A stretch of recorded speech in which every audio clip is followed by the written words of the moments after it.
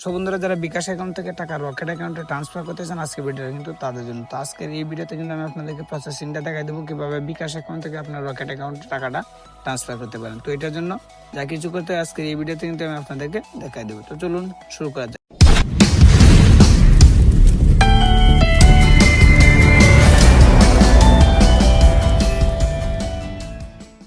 তো এটার জন্য কি করুন, ডাইরেক্টলি আপনার বিকাশ অ্যাপটা কিন্তু ওপেন করে দিবেন। তো ওপেন করে দেওয়ার পর কিন্তু জাস্ট আপনার পাসওয়ার্ড দিয়ে কিন্তু এটা লগ ইন করে নেবেন। তো লগ ইন করে নেওয়ার পর কিন্তু দেখেন আমার বিকাশ অ্যাকাউন্টে কিন্তু বর্তমানে কিন্তু দেখেন ব্যালেন্স কিন্তু রয়েছে 506 টাকা। তো এই টাকাটা কিন্তু আমি রকেট অ্যাকাউন্টে ট্রান্সফার করবো। তো এটার জন্য কি করবেন, স্ক্রল করে কিন্তু নিচে চলে আসবেন। তো স্ক্রল করে নিচে চলে আসার পর কিন্তু দেখবেন এই জায়গায় কিন্তু দেখতে পাচ্ছেন, দেখেন অন্যান্য সেবা সমূহ, এই জায়গায় কিন্তু অনেকগুলো কিন্তু আপনার কিন্তু অপশন পেয়ে যাবেন। জাস্ট আপনি কিন্তু এইগুলো কিন্তু স্ক্রল করে কিন্তু এই দিক দিয়ে টেনে নিয়ে আসবেন। টেনে নিয়ে আসার পর কিন্তু দেখেন এনপিবি, জাস্ট কিন্তু এই যে দেখতে পাচ্ছেন এই যে অপশনটা দেখতে পাচ্ছেন, দেখেন এনপিবি, জাস্ট আপনি কিন্তু এনপিবি জাস্ট এটাতে কিন্তু একটা ট্যাপ দিয়ে দিবেন।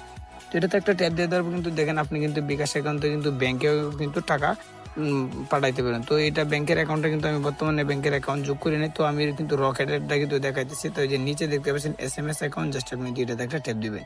ট্যাপ দিয়ে দেওয়ার পর কিন্তু দেখেন আমার রকেট অ্যাকাউন্টটা কিন্তু আমি কিন্তু জাস্ট অলরেডি কিন্তু সিলেক্ট করে রেখেছি। তো আপনি কিন্তু যে প্লাস আইকনে ট্যাপ দিয়ে কিন্তু আপনি কিন্তু ফেস দিয়ে কিন্তু এটা সিলেক্ট করে নেবেন। তো দেখতে পাচ্ছেন আমি যখন এটাতে একটা ট্যাপ দিয়ে দিই, দেখেন আমি কিন্তু এই জায়গায় 500 টাকা কিন্তু সিলেক্ট করে দিলাম। তো সিলেক্ট করে দেওয়ার পর কিন্তু এর আইকন দেখতে পাচ্ছেন, জাস্ট এর আইকনে কিন্তু একটা ট্যাপ দিয়ে দিবেন। তো ট্যাপ দিয়ে দেওয়ার পর কিন্তু এই জায়গায় দেখতে পাচ্ছেন, দেখেন 4 টাকা 25 পয়সা কিন্তু আমার কিন্তু চার্জ করতেছে তারা 500 টাকা ট্রান্সফার করার খাতিরে। তো দেখেন আমি কিন্তু এখন কিন্তু আমার জাস্ট আমার কিন্তু পিন নাম্বারটা কিন্তু আমি দিয়ে পিন নাম্বারটা দিয়ে দেওয়ার পর কিন্তু দেখেন ট্যাপ দিয়ে ধরে রাখার পর কিন্তু দেখেন আমি ট্যাপ দিয়ে ধরে রাখলাম। জাস্ট এই যে দেখতে পাচ্ছেন আমার এই টাকাটা কিন্তু রকেট অ্যাকাউন্টে কিন্তু দেখতে পাচ্ছেন NPSB, জাস্ট এটার মাধ্যমে কিন্তু আমি কিন্তু রকেট অ্যাকাউন্টে কিন্তু এটা ট্রান্সফার করেছি। তো দেখতে পাচ্ছেন, দেখেন এখন কিন্তু আমি দেখেন বের হয়ে যায়, বের হয়ে যাওয়ার পর কিন্তু দেখেন আমি কিন্তু আমার রকেট অ্যাকাউন্টে দেখতে পাচ্ছি, জাস্ট এই রকেট অ্যাকাউন্টে কিন্তু আমি একটা ট্যাপ দিয়ে দিলাম। তো রকেট অ্যাকাউন্টে যখন আমি একটা ট্যাপ দিয়ে দিলাম, রকেট অ্যাকাউন্টে ট্যাপ দিয়ে দেওয়ার পর কিন্তু জাস্ট দেখেন আমি পিন নাম্বারটা দিয়ে কিন্তু জাস্ট এই যে দেখতে পাচ্ছেন আমি আপনাদেরকে দেখাইতেছি। তো দেখেন এই যে দেখেন আমার ব্যালেন্স কিন্তু জাস্ট এই জায়গায় দেখেন 1605 টাকা হয়ে গেছে। তো এটার মধ্যে কিন্তু 1005 টাকা 1105 টাকা ছিল। তো আমি 500 টাকা দিয়েছি, তাই কিন্তু এটা কিন্তু আমার কিন্তু অটোমেটিকলি কিন্তু জাস্ট এটা কিন্তু এই জায়গায় কিন্তু ব্যালেন্স এড হয়ে গেছে।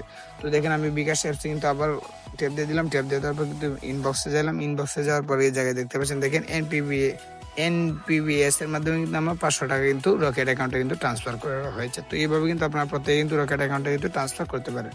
তো নাম্বারটা কিভাবে আপনারা যোগ করবেন, এটা যদি আপনারা না পারেন তাহলে কিন্তু আমাকে অবশ্যই কমেন্টের মধ্যে জানাবেন। পরবর্তী ভিডিওর মধ্যে কিন্তু আমি আপনাদেরকে নাম্বারটা কিভাবে যোগ করে সেটা কিন্তু দেখাই দিব। তো আজকে এই পর্যন্ত, নেক্সট টাইম পরে কোনো ভিডিওতে আবার দেখা হবে। ততক্ষণ ভালো থাকেন, সুস্থ থাকেন, আল্লাহ হাফেজ।